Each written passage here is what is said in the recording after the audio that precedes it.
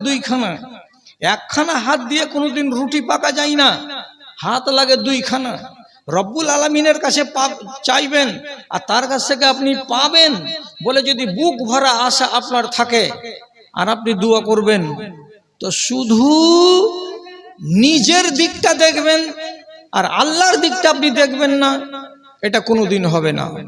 কি আল্লাহ রাব্বুল আলামিন বলছেন, ফাজকুরুনি আযকুরুকুম ওয়াশকুরুলি ওয়ালা তাকফুরুন।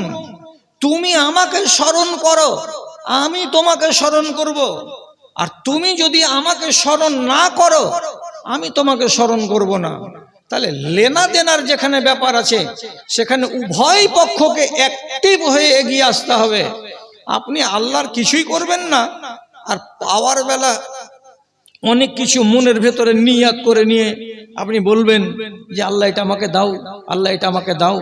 1 মাস বললেন, 15 দিন বললেন, পাওয়া গেল না। তখন আপনি দেশের আলেমদেরকে বলবেন তোমাদের ওয়াজ শুনে কি হবে গো? কেন? তোমরাই বলছো আল্লাহ তাআলার কাছে চাও, তোমরাই বলছো রাতের বেলায় যদি 2 রাকাত নামাজ পড়ে নির্জনে বসে আল্লাহ তাআলার কাছে চাওয়া যায়, তো আল্লাহ রাব্বুল আলামিন হাত ফিরিয়ে দেন না, মঞ্জুর করে নেন আবেদনকে। তো আমি তো বললাম আল্লাহ তাআলাকে 15 দিন ধরে, কই আল্লাহ তো আমার কথা শুনলেন না। কেন শুনলেন না? আপনি তখন কি হয়ে গেলেন? অবিশ্বাসী হয়ে গেলেন যে না, এগুলো কথা মৌলভী সাহেবেরা ধামা চাপা দেওয়ার জন্য বলে, ফাঁকিবাজি করার জন্য বলে। তো ফাঁকিবাজি যদি হবে তাহলে এতটি লোকের কথা যে আপনাকে আমি বললাম এক এক এক এক করে, তো এদের সাথে কি ফাঁকিবাজি হয়েছে? ফাঁকিবাজি তো হয়নি। এরা যে যেটা পারছে সে সেটা দোয়া করছে এবং সে নিজের দোয়াকে আল্লাহ তাআলার কাছ থেকে মানিয়ে নিতে পারছে। তো কেন পারছে? পারছে মানে হলো এই, তুমি আগে আমাকে দাও তারপরে আমার কাছ থেকে নাও।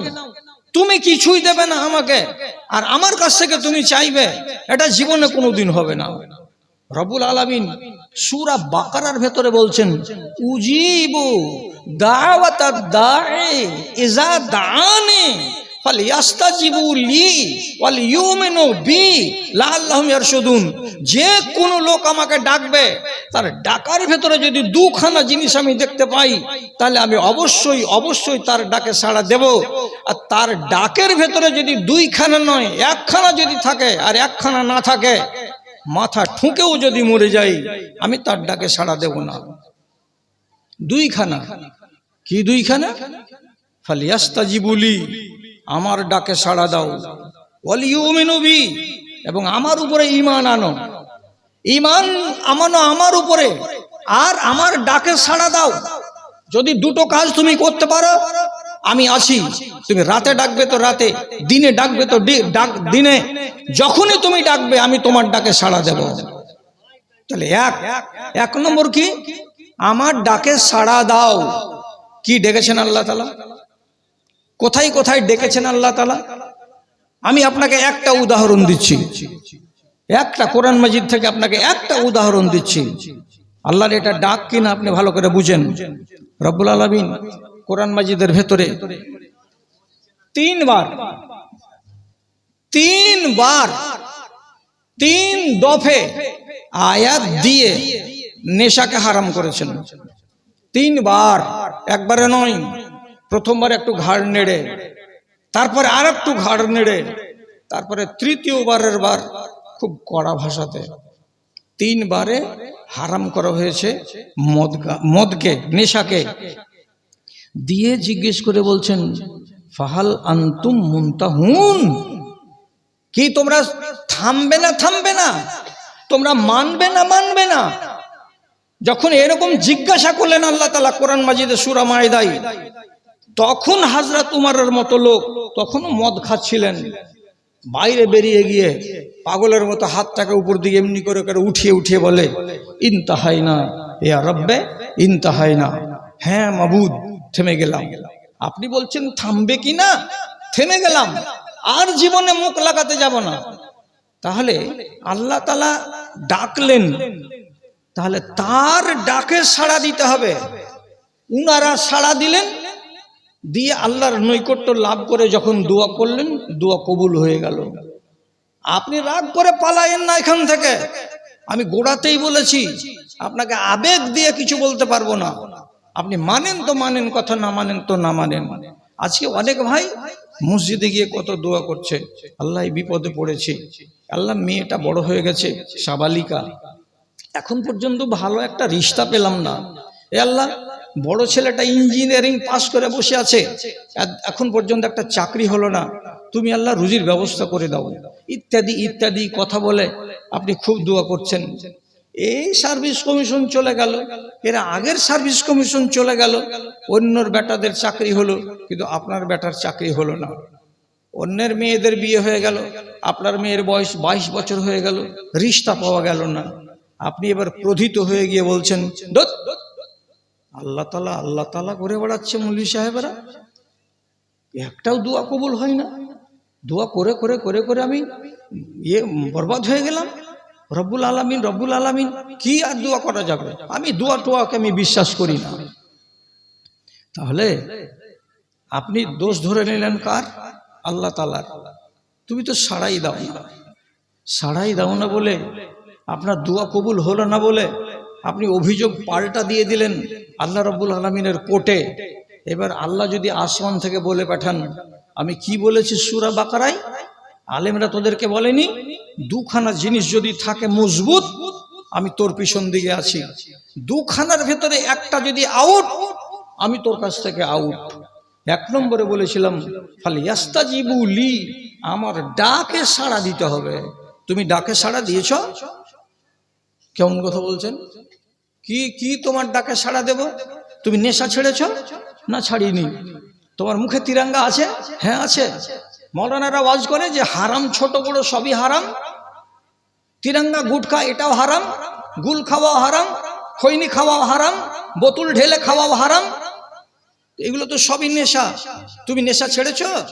যে না ছাড়িনি। সারাটা দিনে তুমি 15খানা তিরঙ্গা আর মধুকে নিজের হলারে ভরো, তোমার মুখের কাছে দাঁড়িয়ে, স্টেশনে দাঁড়াতে পারি না, ট্রেনে দাঁড়িয়ে থাকতে পারি না, তোমার মুখের গন্ধ দেখে ইবলিশ শয়তান পর্যন্ত ত্রাহি করছে যে আল্লাহ এই জালিমের কাছ থেকে পালাই। আর তুমি বলছো যে আল্লাহ আমার কথা শুনলো না। তুমি আমার কথা শুনোনি কেন? তোমার মুখ পরিষ্কার নয় কেন? তুমি হারাম খাওয়া ছাড়োনি কেন? আজকে হারাম খাওয়া ছাড়ো, ছাড়ার পরে আমার ডাকে সাড়া দিয়ে নিজেকে পবিত্র করো, তারপরে এসো আমার দরবারে। আমি যদি দোয়া তোমার কবুল না করি তখন তুমি আমাকে বলিও। আরেকজন বাবজি ও তখন টুকুর টুকুর করে দেখছে, আর দেখে বলছে সাহেব আমি নেশা করি না, খাইনি টাইনি গুলটুল আবিজাবি এগুলো আমার ভিতরে নেই, তো কই আমারও তো দোয়া কবুল হয় না। ব্যাধি কি একরকম? ব্যাধি একরকমের নয়। আপনি কি জমি বেটাকে লিখে দিয়েছেন আর বেটিকে বঞ্চিত করে রেখেছেন? আপনি তো জিন্দা জাহান্নামী, জিন্দা চলে বেড়া জাহান্নামী, 2 পায়ে হেঁটে বেড়া জাহান্নামী। মিশকাত শরীফ 1ম খণ্ডের লাস্টের হাদিস।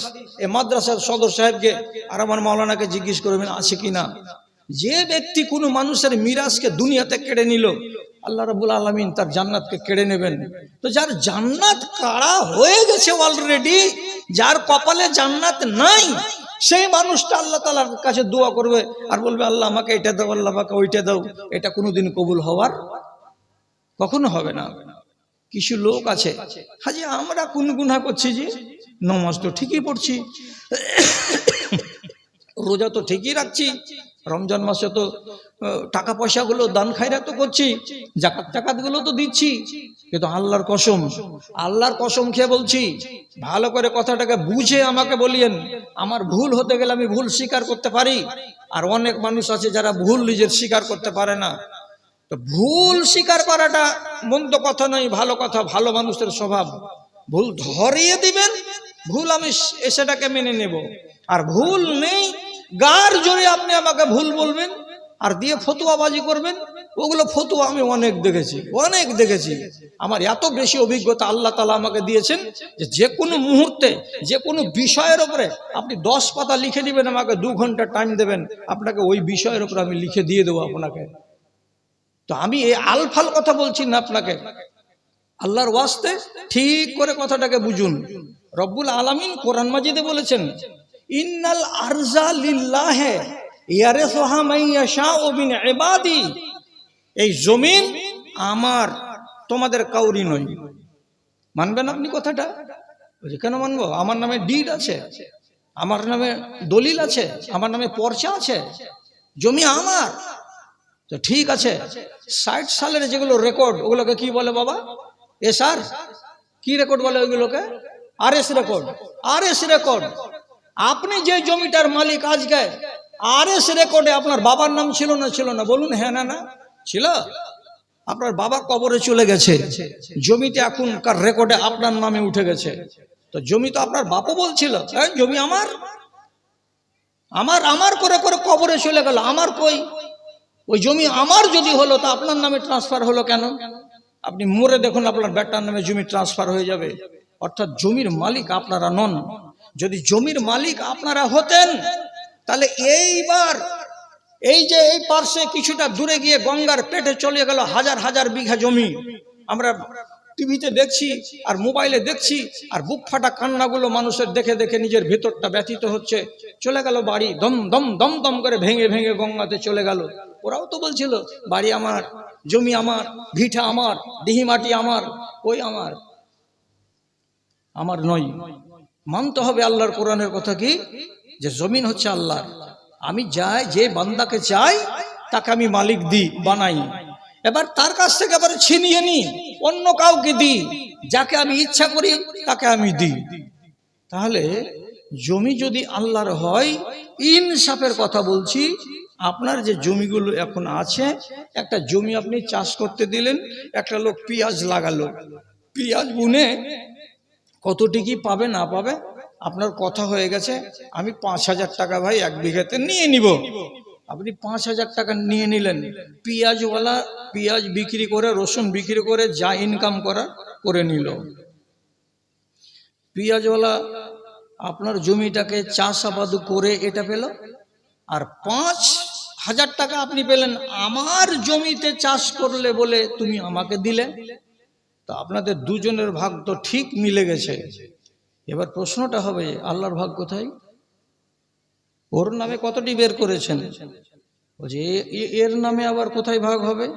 যতদিন পর্যন্ত এই কানুনকে আপনি মানতে পারবেন না, ততদিন পর্যন্ত যদি মাথা ঠুকে দেন, আল্লাহ তাআলার কাছ থেকে কিছু আদায় করা যাবে না।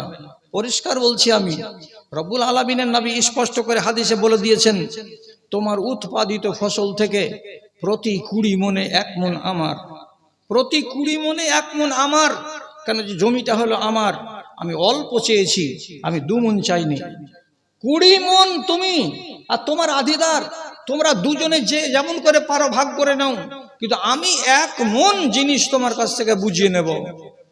আপনারা কটা লোক আল্লাহর কাছে হাজির নাজির আল্লাহকে মনে করে বুকে হাত রেখে বলুন যে এই দেশের মানুষ ওসর বের করে? ওসর বের করে না। 20 কেজি ধান গম কিছু বের করে গলিতে একটা ছোট কুঠিতে রেখে দিল, বউগুলোকে বলে দিল যত ফকির আসবে আর মাদ্রাসা আসবে এই কুঠি থেকে বের করে দিবি, মাদ্রাসা আসলে 2.5 কেজি, আর এমনি গরিব আসলে এই বাসনটা ভর্তি করে করে দিয়ে দিবি। তো সারা বছরে 2 মণ এই ধান দিলাম, তাতে আমার ওসর বের হয়ে গেল। আচ্ছা, এইরকম মানুষ যেটা 2 নম্বর মানুষ, সে যদি আল্লাহকে বলে পরওয়ারদিগার আমার বেটির সাওয়ালিকে হয়ে গেছে, একটা তুমি রিশতা এনে দাও, তো আল্লাহ রাব্বুল আলামিন আসমান থেকে আপনাকে কি জবাব পাঠাবেন? আগামী সোমবারের দিন একটা রিশতা পাঠাচ্ছি তোমাকে, ধুলিয়ান থেকে আসবে, ছেলেটা খুব নমাজি, ওর সঙ্গে বিয়ে দিয়ে দাও। পাবেন? হবে না। কেন হবে না? पहले दिल को बुराई से कर पाक तू, पहले दिल को बुराई से कर पाक तू, फिर खुलूस से अकीदत से कर जुस्तजू, ऐसे सजदों से अल्लाह मिलता नहीं, हर जगह सर झुकाने से क्या फायदा। ভিতরে পাপ গিজ গিজ গিজ গিজ করবে, আর বাইরে আপনি বলবেন আল্লাহ এটা দাও, আল্লাহ ওইটা দাও, জীবনে হবে না। এখন দোষ রেখেছেন নিজের ভিতরে আর কাজ হচ্ছে না, তখন দোষ পাচ্ছেন উল্টো আল্লাহ রাব্বুল আলামিনের কাছে। কিছু মানুষ আছে এই দেশে, খালি মাওলানাদেরকে দেখতে পেলে বলবে আজি মাওলানা আমাদের জন্য আল্লাহ তাআলা কি ব্যবস্থা করেছেন, মরার পরে কি পাবো, মরে যেয়ে আল্লাহ তাআলার কাছে জান্নাতে গিয়ে কি দিবে। তুমি মুসলিম, তোমার রক্তে সজীব হবে ইসলাম, তুমি মুসলিম, তোমার রক্তে সজীব হবে ইসলাম। তুমি মরে গেলে জানিবে মরণী, জীবিত তোমার নাম। কাপড় সেজে হাত বুকে করে ঘরে যদি বসে থাকো, খোদার দুনিয়া কাঁদিয়া মরিবে, কিছু জয় হবে না গো, কিছু জয় হবে না গো। মনে বল করে উঠায়ে ধরো ফৌলাদি দুটি হাত, মনে বল করে উঠায়ে ধরো ফৌলাদি দুটি হাত। হকের পথে বের হয় এবং তার পায়ে ধুলোবালি লাগে, তাহলে সেই পাকে আল্লাহ রাব্বুল আলামিন জাহান্নামের জন্য হারাম করে দেন। আপনি এখান পর্যন্ত পৌঁছেছেন, পাটাকে তো আর মাথায় করে আসেননি, ধুলোবালি লাগিয়েই এসেছেন এবং নেক উদ্দেশ্য নিয়ে এখানে এসেছেন। তাহলে আপনার এখানে আগমন ঘটাটা বরকতময়। প্রথমত আপনি এক নম্বর এক সুযোগে সফল। দ্বিতীয় নম্বরে আপনাকে বলি যে সূরা জুমারের ভেতরে আল্লাহ রাব্বুল আলামিন বলছেন, ওয়াল্লাযিনা ইয়াসতামিউনাল কাওলা ফায়াত্তাবিউনা আহসানাহু উলাইকা হাদাহুমুল্লাহ। কিছু লোক কোনো এক জায়গায় বসে কিছু কথা শুনে দিনই মানের, সেই কথাগুলোর মধ্যে থেকে 20টা 30টা 40টা কথা শুনলো, সেখান থেকে 15টা কথা 18টা কথা বা 25টা কথা তাকে ভালো লেগে গেল। সে যদি ওই কথাগুলোর মধ্যে থেকে 10টা কথাকে মেনে নিতে পারে, বেছে নিতে পারে, গ্রহণ করে নিতে পারে, তাহলে আল্লাহ তাআলা নিজেই বলছেন আমি ওই লোকটাকে হিদায়াত প্রাপ্ত লোক বানিয়েছি বলেই সে এটা গ্রহণ করেছে। এবং তাকে আবার আল্লাহ তাআলা বলছেন এই লোকটা অত্যন্ত চালাক। কেন চালাক? সে নিজেকে আগুন থেকে বাঁচিয়ে নিল। আগুন থেকে বাঁচিয়ে নেওয়াটা অত্যন্ত চালাকি। তাহলে আপনি এবার বলুন যে মাগরিব থেকে শুরু করে এখন রাত্রি 11:15 কাছাকাছি কত লোকের বয়ান আপনি শুনলেন, এর ভেতর থেকে কি আপনাকে 10টা কথাও ভালো লাগেনি? অবশ্যই ইন টোটালে 10খানা কথা যদি আপনি বাছাই করতে পারেন, তাহলে তা আপনি আল্লাহর ফয়সালাতে হিদায়াত প্রাপ্ত লোক। 3 নম্বর কথা, আল্লাহ তাআলা মুত্তাকিন কাদের বলা হয় তার পরিচয় দিতে গিয়ে কোরআন মাজিদ খুলবেন, প্রথম পাতাটা ডান দিকে পাওয়া যাবে সূরা ফাতিহা আর বাম দিকে পাওয়া যাবে সূরা বাকারার 1 নম্বর পাতা। সেই সূরা বাকারার 1 নম্বর পাতাতে রব্বুল আলামিন বলছেন মুত্তাকি কারা, পরেজগার কারা, দিনদার কারা। তো আল্লাহর কথা অনুযায়ী ওয়া মিম্মা রাযাকনাহুম ইউনফিকুন, আমি যা সম্পদ তাদেরকে দান করেছি সেখান থেকে কিছু অংশ আমার নামে যারা খরচ করে তারা হলো মুত্তাকিন। এখানে কোন লোকটা আছেন এইরকম বদনসিব যে এখন পর্যন্ত আপনি এই মাদ্রাসার নামে আপনার পকেট থেকে 100টা টাকা 50টা টাকা বের করেননি? আমার বিবেক বলছে, আমার বুদ্ধি বলছে, আমি বাস্তব দৃশ্যটা দেখে বলছি, আপনাদের এখানে ভালোবাসা আছে বলেই যে আপনারা সব কটাই লোক যে যেমন করে পেরেছেন সে তেমন করেই মাদ্রাসার ভালোবাসায় আপনি পকেটে হাত ধরে কিছু দিয়েছেন। তো যারা খরচ করে তারাই তো মুত্তাকিন। তা আপনি এক সুযোগে কতটি কাজ করলেন? 3 রকমের গুণে গুণান্বিত হওয়ার সুযোগ পেলেন। তাহলে আপনি আমার চাইতে বেশি বড় লাভবান। তা আমি যদি একবার আল্লাহর শুকরিয়া আদায় করি, তাহলে আপনাকে তো কয়েকবার করা উচিত। আপাতত আমরা উভয় পক্ষ একবার করে আল্লাহ রাব্বুল আলামিনের শুকরগুজারি করি, নামাক হালালি করি, মুহাব্বতের সাথে যদি ঠোঁটটাকে নাড়িয়ে একবার বলেন আলহামদুলিল্লাহ। তারপরে তার আখিরি রাসূল রাহমাতুল আলামিন জানাবে মুহাম্মদুর রাসূলুল্লাহ সাল্লাল্লাহু আলাইহি ওয়াসাল্লামের উপর শত সহস্র দরুদ ও সালাম বর্ষিত হোক। আল্লাহুম্মা সাল্লি আলাইহি আল্লাহুম্মা বারিক আলাইহি। ভাইজানেরা, আমার উপরে কাউরি যেন কোনো ক্রোধ না থাকে, কোনো রাগ না থাকে। আমি গোড়াতেই বলছি, আমি হলাম 66 বছর বয়সের লোক। আমার বয়সের এত লম্বা সময় ধরে বক্তৃতার ময়দানে কেউ টিকে আছে আপনি পশ্চিমবাংলাতে বের করতে পারবেন না। আমি একটা এখন স্পষ্ট বলছি যে আমি একটা অচল মানুষ, তার উপরেই আপনাদের মোহাব্বত টেনে এনেছে। আমার ভেতরে আবেগ পাবেন না, আমার ভেতরে উচ্ছ্বাস পাবেন না। আমি অত বেশি আবেগী হয়ে কথা বলতে পারবো না, এবং যে কথা কয়টা আমি বলছি সেটা কোরআন এবং হাদিসের নির্যাস বলছি। এখান থেকে যদি কিছু আপনি নিতে পারেন আলহামদুলিল্লাহ, আর যদি কিছু নিতে না পারেন তাহলে আমি দোষী। আমি নিজেকে দোষী বলে স্বীকার করে নিচ্ছি। আমি কথা বলতে আরম্ভ করলাম। আল্লাহ রাব্বুল আলামিন সূরা ফাতিরের ভেতরে বলছেন, ইয়া আইয়ুহান নাস, হে পৃথিবীর মানুষেরা। যখন আল্লাহ তাআলা হিন্দু, মুসলিম, জৈন, পার্সিয়ান, খ্রিস্টান, অগ্নিপূজক সবাইকে কোনো কথা বলবেন তখন তিনি ডাকবেন নাস বলে। আর যখন কোনো কথা এই নামাজিদেরকে বলবেন, মুসল্লিদেরকে বলবেন, মুমিনদেরকে বলবেন, তখন তিনি ডাক দিবেন ইয়া আইয়ুহাল্লাযিনা আমানু বলে।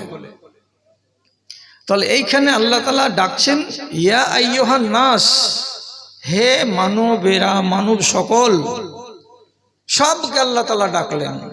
আর ডাকার পরে রব্বুল আলামিন কাজের কথাটা বলে শেষ করলেন, আনতুমুল ফুকারা ও ইলাল্লাহি, তোমরা সবাই সে আমেরিকার নাগরিক হও, ডলারের মালিক, আর তোমরা যদি ভারতবর্ষের মালিক হও, টাকার মালিক, যত লোক তোমরা পৃথিবীতে আছো তো সবাই তোমরা ফকির, সবাই তোমরা অভাবী, সবাই তোমরা আমার দরবারের দরিদ্র। একমাত্র যদি ধনী থাকে কেউ, তা আমি আল্লাহ। আমি ছাড়া পৃথিবীতে আকাশে এবং জমিনে কেউ ধনী নেই। এখন কথাটা কেমন লাগলো শুনতে আপনাকে? আমার ব্যাংকে কোটি টাকা আছে, তারপরেও আল্লাহ তাআলা আমাকে বলছেন তোমরা ফকির, তোমরা দরিদ্র, তোমরা অভাবী। এটা কথা আমি মানবো কেন? এটা তো বাস্তব কথা।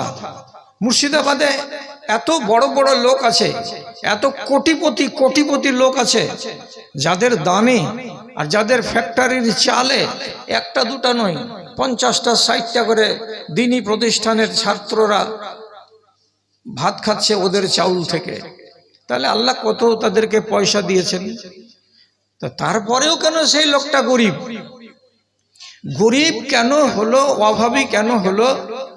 আপনার 100টা প্রয়োজনের ভেতরে একটা প্রয়োজন যদি কেউ দুনিয়ার মানুষ মিটাতে না পারে, আর আপনি ওই একটা প্রয়োজনের জন্য যদি আল্লাহ রাব্বুল আলামিনের দ্বারস্থ হন, তাহলে তো প্রমাণ হয়ে গেল যে আপনি ফকির।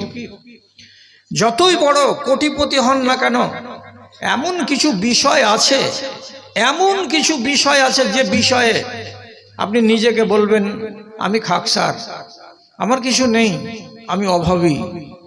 বলবো উদাহরণ দিয়ে, কোনো এক ধনী ব্যক্তি যারা কোটি টাকার মালিক, একখানা মাত্র ছেলে সন্তান, ছেলেটা 24 থেকে 26 বছর বয়সে আক্রান্ত হলো অসুখে। ট্রিটমেন্টে পাওয়া গেল ছেলেটার একটা কিডনি ফেল, আর একটা কিডনি 65% কাজ করছে, আর বাকি 35% কাজ করে না। আস্তে আস্তে এটাও ড্যামেজ হয়ে যাবে, অকালে ছেলেটা হয়তো তোমাদের কথা অনুযায়ী মরে যাবে। এই একটাই ছেলের বাবা, যার আর কোনো আওলাদ নেই।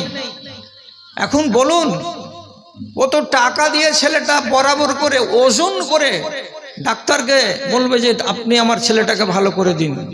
কিন্তু ডাক্তার যদি বলে দেয় যে এর কিডনি নষ্ট আছে, টাকা দিয়ে কোন কথা, সোনা দিয়েও কি এই ছেলেটাকে বাঁচাতে পারা যাবে? তখন এই মানুষটাই যে কোটিপতি, এবার তার অভাবটা দেখেন। রাত্রি 12টা, 1টা, 2টার সময় ওযু করে নামাজ পড়ে, মসজিদে 2 রাকাত নফল নামাজ পড়ে একাই বসে বসে মুসাল্লার উপরে কাঁদছে।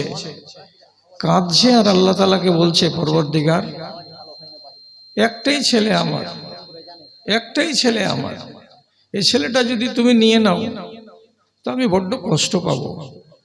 আমি তোমার কাছে হাত পাতিয়ে ভিক্ষা চাইছি, মালিক ছেলেটা আমাকে ফিরিয়ে দাও, তুমি আমার বাচ্চাটাকে বাঁচিয়ে দাও।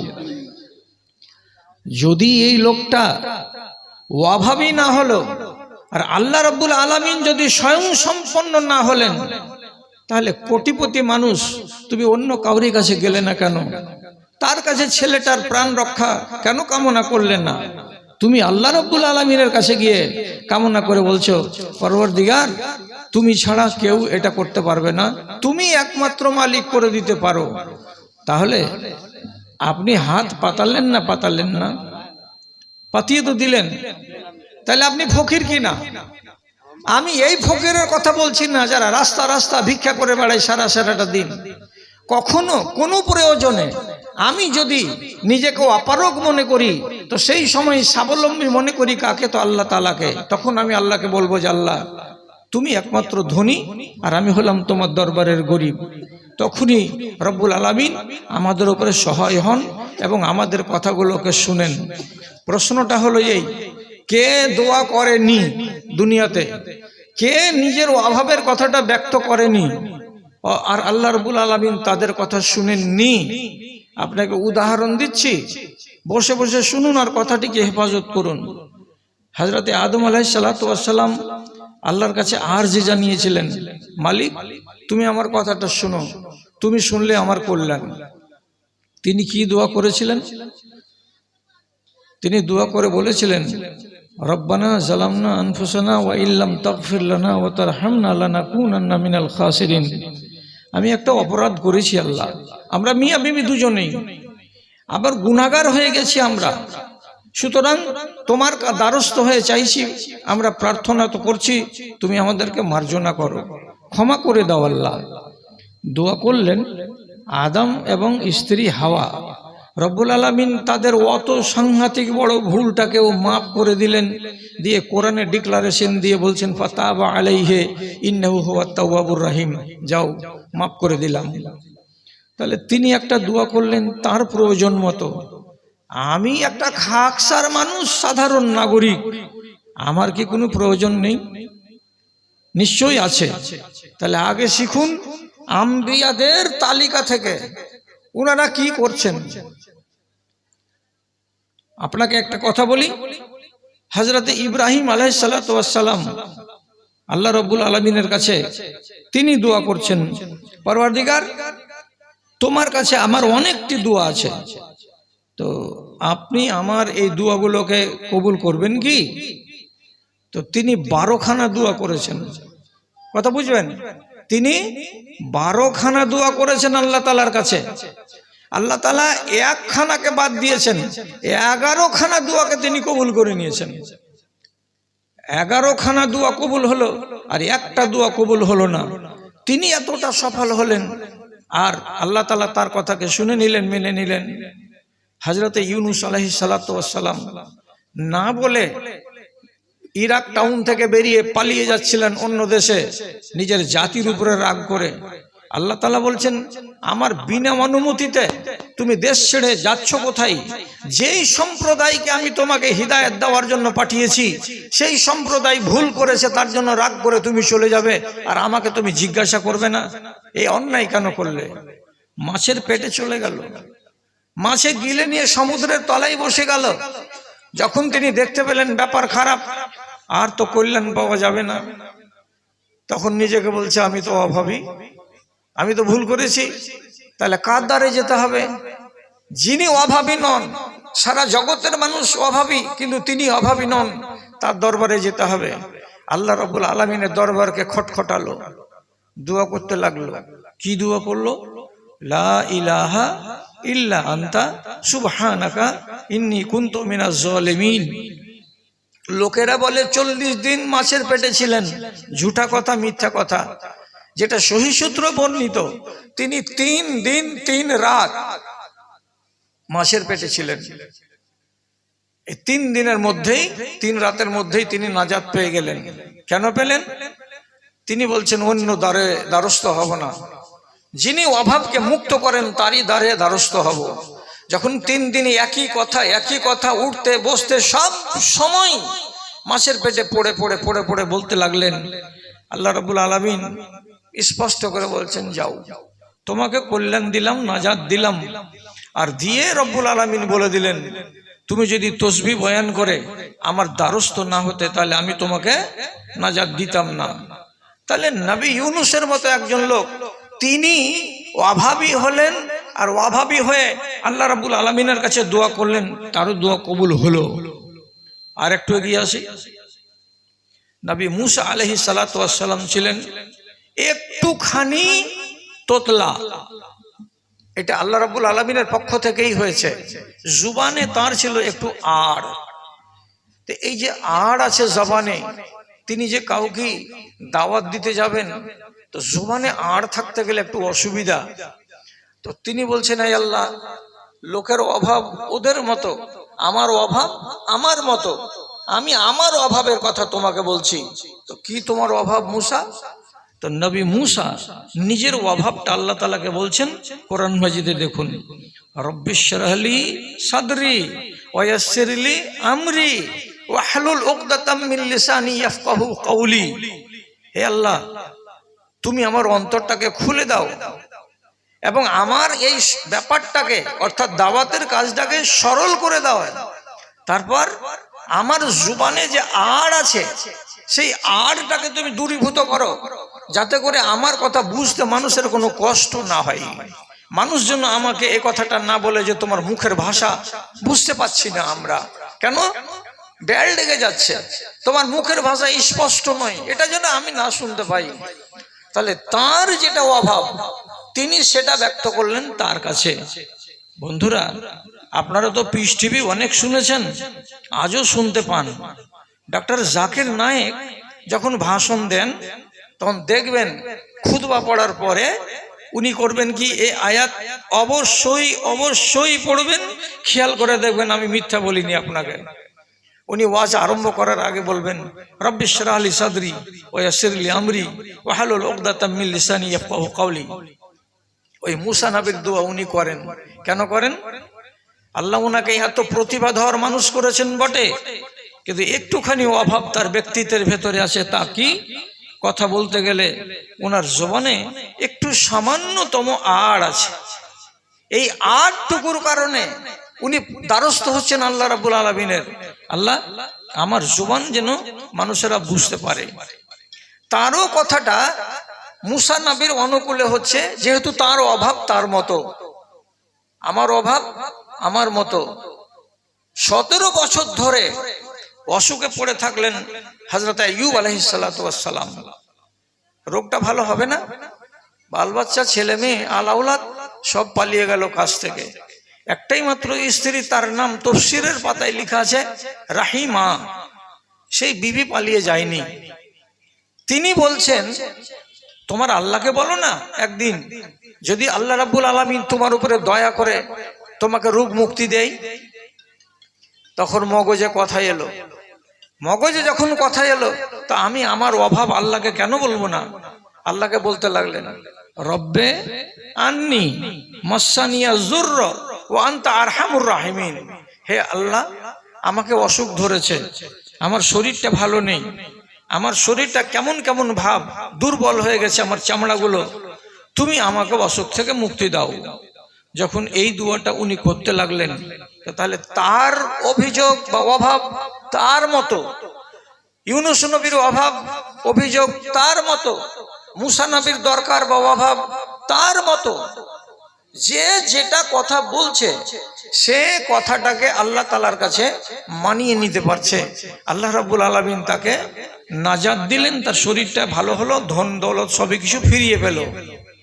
আচ্ছা, এইগুলো যতগুলো দেখলাম, এইরকম কোনো একটা গরজের সাথে আপনাদের কাউরি গরজ মিলে না? কাউরি মিলে না। আদম গুনাহ করেছিলেন, তার জন্য ক্ষমা চাইলেন আল্লাহর কাছে, তিনি মাপ পেয়ে গেলেন। তো আদম আলাইহিস সালাতু ওয়াস সালামের এই স্বার্থটা বা এই গরজটার সাথে আমাদের কাউরি গরজ মিলে না, যে হ্যাঁ আমি একবার আল্লাহ তাআলাকে বলবো যে আল্লাহ তুমি আমাকে মাপ দাও। যেহেতু আমি গুনাহগার, ওটার সাথে যদি না হয়, আমি একটা কোনো ভুল করে বসেছি, আল্লাহ তোমাকে না বলে এই কাজটা করে বসেছি, তো তুমি আমাকে নাজাত দাও, যেমন ইউনূস নবী দোয়া করলেন। তো এর গরজের সঙ্গে আমাদের কাউরি গরজ মিলে না, মিলে না, না মিলছে? মিলছে। তো তাহলে আমরা কি চুপচাপ বসে আছি? জীবনে কোনোদিনই ওই নবীগুলোকে অনুসরণ করতে যায়নি। তারা যদি কামিয়াব হতে পারলেন, তো আমি কেন কামিয়াব হতে পারবো না? এটা হলো আপনার কাছে আমার জিজ্ঞাসা। ভাইজান, কথাটিকে একটু হেফাজত করুন। এগুলা তো নবীর কথা। আপনারা বলবেন নবীদের কথা আল্লাহ তাআলা তো জীবনে ফেলেন না, তো নবী থেকে নিচে যারা, তাদের কথা বলি। এই কথাগুলো শুনে আপনাকে কেমন লাগে দেখেন তো। হযরতে উমর রাদিয়াল্লাহু তাআলা আনহু তিনি দোয়া করছেন আল্লাহ তাআলার কাছে। কি দোয়া করছেন? আল্লাহুম্মা রযুকনি শাহাদাতান ফি সাবিলিকা ওয়াজআল কবরি ফি বালাদে নবিয়িকা। তিনি কি চাইছেন আল্লাহর কাছে? হে আল্লাহ, তুমি আমাকে তোমার পথে শহীদ করে মরণ দাও, আমি শাহাদাতের মরণ চাই। এক। 2 নম্বর কথা, আমার কবর যেন মদিনাতে হয়, মদিনার মাটিতে আমি কবর নেব, মদিনার মাটির বাইরে যেন আমার কবর না হয়। চিন্তা করেন, শহীদ হয়েও মরবেন আর মদিনাতে আবার কবর নিবেন। বেটি নিজের রাসূলুল্লাহর স্ত্রী হাফসা বলছেন, বাজান আপনার কথা তো ঠিক হচ্ছে না, আপনি মরবেন শহীদ হয়ে, আবার মাটি নেবেন মদিনাতে। তো যুদ্ধ যদি এখান থেকে 800 মাইল দূরে হয়, তো ওখানে আপনি শহীদ হলেন, তো আপনার মরা লাশকে যদি মদিনা আনা যায়, তো 8 দিন লেগে যাবে। কে আনবে? তো হযরত উমর বলেছিলেন, বান্দার কাজ হলো চাওয়া, এবং আল্লাহ রাব্বুল আলামিনের কাজ হলো দেওয়া। কিভাবে উনি দিবেন উনি জানেন। আমি আমার কাজ করছি, আল্লাহ আল্লাহর কাজ করবেন। আপনি একটু ভেবে দেখেন তো ঘটনাটা কি ঘটলো। উনি যেদিন থেকে এই দোয়াটাকে চালু করলেন, যারা ঐতিহাসিক তারা বলছেন এই দোয়া করার 40-42 দিন পরে হযরত উমর রাদিয়াল্লাহু তাআলা আনহুকে একটা অগ্নি পূজক গোলাম দাস ফজরের টাইমে ইমামতি করছেন, এমন সমাজে পিছন দিক থেকে গিয়ে এই জায়গাটাতে বল্লম ভরে দিল, নেজা ভরে দিল, চাকু ভরে দিল, পাকস্থলীকে চিরে দিল। হযরত উমর নামাজ পড়াতে পারলেন না, ওখান থেকে বেরিয়ে চলে এলেন। 3 দিন বাঁচলেন ওই অবস্থাতে, না খেয়ে। যখনই দুধ দেয়া যায়, এদিকে গিলছেন দুধ, আর ওদিকে ফাটা জায়গা দিয়ে, কাটা জায়গা দিয়ে দুধগুলো তাজা দুধ বেরিয়ে যায়। এত কঠিন ভাবে তাকে আক্রমণ করা হয়েছিল। মরেই গেলেন শেষ পর্যন্ত। এবার মরবার আগে উনি নিজের বেটা আব্দুল্লাহকে বলছেন, বেটা আব্দুল্লাহ, রাসূলুল্লাহ যেই ঘরের ভেতরে সমাহিত আছেন, সেই ঘরের ভেতরে 3খানা জায়গা আছে কবরের। একটা রাসূলের কবর হয়ে গেছে, একটা আবু বকরের কবর হয়ে গেছে, আর একটা জায়গা ফাঁকা আছে। এই ফাঁকা জায়গাটা মা আয়েশা তার নিজের কামরা বলে সেখানে সমাহিত হবেন বলে তিনি রেখেছেন নিয়ত করে। তুমি যাও, গিয়ে আমার সালামটা দাও, আর দিয়ে আম্মা আয়েশাকে বলো আমার আব্বা ওই ঘরের ভেতরে সমাহিত হতে চাইছেন, আপনি আমার আব্বাকে জায়গাটা দিবেন। মা আয়েশা, অনেক কথা আছে, আমি একটু শর্টের উপরে বলছি। মা আয়েশা বললেন, আমার স্বামীর ছায়াসঙ্গী 2 জন, ডান দিকের ছায়াসঙ্গী আবু বকর আমার বাবা, আর বাম দিকের ছায়াসঙ্গী হযরতে উমর। জীবদ্দশায় এরা 2 জন ডান আর বামে সব সময় থেকেছে। তো আব্বাজি চলে গেছেন, ছায়াসঙ্গী ডান, তাহলে হযরত উমর ছায়াসঙ্গী বাম, উনি কেন যাবেন বাকি কবরস্থানে? আমার স্বামীর পাশে এরা 2 জন মরার পরেও থাক, আমার চাইতে অধিকার বেশি কার? তো হযরতে উমরের। উনি জায়গা দান করে দিলেন। যখন জায়গা দান হয়ে গেল, তখন হযরতে উমরের কবর হলো কোথায়? রাসূলুল্লাহর ঘরের ভিতরে। আর এই ঘরের ভেতরে এখনো 3খানা কবর, একটা রাসূলুল্লাহর কবর, একটা আবু বকরের কবর, একটা হযরত উমরের কবর। মানুষ যারা বিদাতি চুমু দেয়, চুমু দিতে যেন না পারে আর চুকচাক যেন না করে, তার জন্য সৌদি গভর্নমেন্ট নামগুলোকে মুছে দিয়েছে। আর শুধু আপনাকে তালিম দেওয়া হচ্ছে কি বলে, এইখানে তুমি সালাম দিবে তো তিনজনের নাম নিয়ে জায়গা এখানে ইন্ডিকেট করে বলা যাবে না।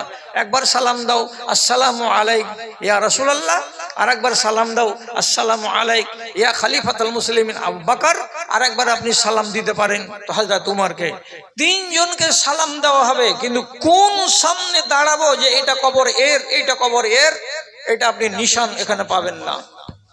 আমি বলতে চাই যে হযরত উমর দোয়া করলেন তো সেটা কবুল হয়ে গেল আল্লাহ রাব্বুল আলামিনের কাছে। ইনারা তো নবী নন, ইনি তো সাহাবী, তো উনার দোয়া কবুল হয়ে যাচ্ছে। তাহলে এইরকম আরগুলো মানুষ কি নেই যাদের থেকে আমরা একটু শিখতে পারি? হাজ্জাজ বিন ইউসুফ 1 লক্ষ মানুষকে কতল করেছিল, এটা ইতিহাস বলছে। 1 লক্ষ জন মানুষকে কতল করেছে। একবার কতল করে দিল কাকে? সাইদ বিন জুবাইর বলে এক আল্লাহর বান্দাকে। এই নেক আল্লাহর বান্দাকে যখন কতল করলো, তো কতল হওয়ার আগে সাইদ বিন জুবাইরের মতো নেককার বান্দা আল্লাহ রাব্বুল আলামিনের কাছে মরবার কিছুক্ষণ আগে হাত তুলে দোয়া করে বলছে, পরওয়ারদিগার, আমার একটা দোয়া আছে, আমার দোয়াটা আপনি কবুল করুন। কি? আল্লাহুম্মা লা তুসাল্লিতহু আলা আহাদিন বাদি। আমার মরে যাওয়ার পরে এই জালেম আর যেন কোনো মানুষের উপরে তরবারি চালাতে না পারে, তার হত্যার তালিকায় আমি যেন শেষ মানুষটা হই, আমার পরে যেন কোনো মানুষকে সে আর মারতে না পারে। তার হাতে বল দিও না আল্লাহ, তুমি ছিনিয়ে নাও। ঘটনা কি হলো? উনি কবরে চলে গেলেন। কবরে চলে যাওয়ার পরে ইতিহাস বলছে এই হাজ্জাজ বিন ইউসুফের মতো লোকটা আনুমানিক 3 মাস, তার চাইতে কিছু কম বেঁচে ছিল। যখন মরবার টাইম এলো, এমন একটা রোগ লাগলো যে দানা খেতে পারে না, আর খাবার জন্য ছটপট করে, আর শুধু পেটটাকে এমনি করে চুলকায় খাবার জন্য, খিদার জ্বালাই। পিঠকে খুজলিয়ে পিঠের মাংসগুলোকে খুবলে ফেলে দিয়েছিল। যখন মরণ কাছে এলো, তখন তা একবার করে বিছানা ছেড়ে উঠে দৌড়ে পালিয়ে যাওয়ার চেষ্টা করে। ছেলের পিলেরা তাকে আবার ধরে চাপা দেয়, দিয়ে তার উপরে ল্যাপ চাপাই। আব্বা তুমি এরকম করছো কেন? কাকা তুমি এরকম করছো কেন? এভাবে তুমি শুয়ে থাকতে পারো না? তো বলছে, যখনই আমি চোখ দুটাকে বন্ধ করে একটুখানি ঘুম দেওয়ার চেষ্টা করছি, তো ঘুমের ঘোরে আমি দেখতে পাচ্ছি সাইদ বিন জুবাইর আমার দিকে দৌড়ে চলে আসছে, আর ওর হাতে 12 ইঞ্চির চাকু রয়েছে, চকচক করছে চাকু। চাকুখানাকে নিয়ে যখন আমার দিকে এগিয়ে আসছে, তখন আমার ভয়ে আতঙ্ক হচ্ছে, আর আমি আর ঘুমাতে পারছি না। তাহলে এই লোকটা যে দোয়া করে দিল আল্লাহ রাব্বুল আলামিনের কাছে যে পরওয়ারদিগার ই যেন জীবনে আর কাউকে মারতে না পারে, কত অক্ষরে মিলে গেল। অন্য কোনো মানুষকে তো মারতে পারলই না, মরণটা হলো তো মানুষের মতো মরণ হলো না, বড় মর্মান্তিক মরণ হলো। তাহলে এই লোকটার গরজ কি ছিল? এর মতো ছিল। এর গরজের সাথে আমার যদি গরজ মিলে তাহলে আমি এখান থেকে শিখবো, আর যদি না মিলে তাহলে আমি অন্য গরজের সঙ্গে আমার নিজের গরজটাকে মিলাবো। প্রথম মেহমান হয়েছিলেন নবীজি মদিনাতে কার? আপনারা তো ইমানদার ইসলামী কৃষ্টি কালচারকে মানালো এবং আপনারা শিক্ষিত এলাকার মানুষ। সর্বপ্রথম যেই বাড়িতে রাসূলুল্লাহ মেহমানি খেয়েছেন সেই লোকটা ভাগ্যবান লোক, তার নাম হলো আবু আইয়ুব আনসারী। এই মহান ব্যক্তি একজন নামকরা সাহাবী। তিনি কনস্টান্টিনোপলের যুদ্ধে যাচ্ছিলেন। যুদ্ধে যাওয়ার কালে মিলিটারিদের জামাত থেকে একটু পিছে চলছিলেন। পিছে চলতে গিয়ে শরীরটা খারাপ হলো। মনে ভেবে বসলেন, মনে হয় আমি যুদ্ধের ময়দানে আর যেতে পারবো না, শরীরটা খারাপ করছে। তিনি নিশ্চিত হয়ে গেলেন যে আমি বাঁচবো না, আর আমি মরেই যাব।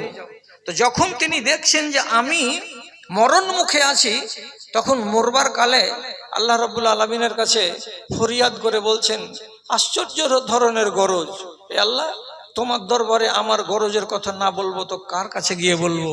আমি অভাবী মানুষ, আমার অভাবটা তোমাকে বলছি, বলো কি আছে তোমার অভাব?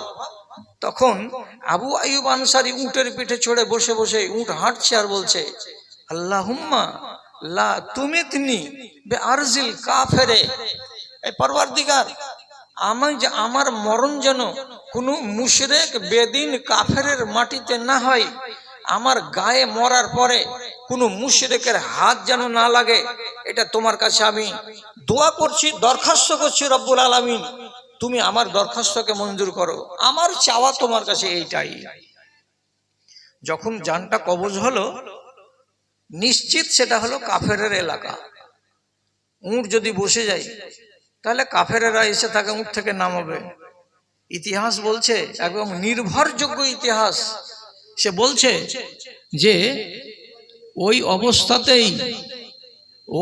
অবস্থাতে মরা মানুষকে নিয়ে উট চলেই যাচ্ছে।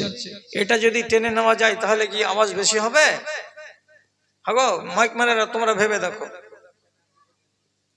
যে ঠেকে যাচ্ছে আমার আগে,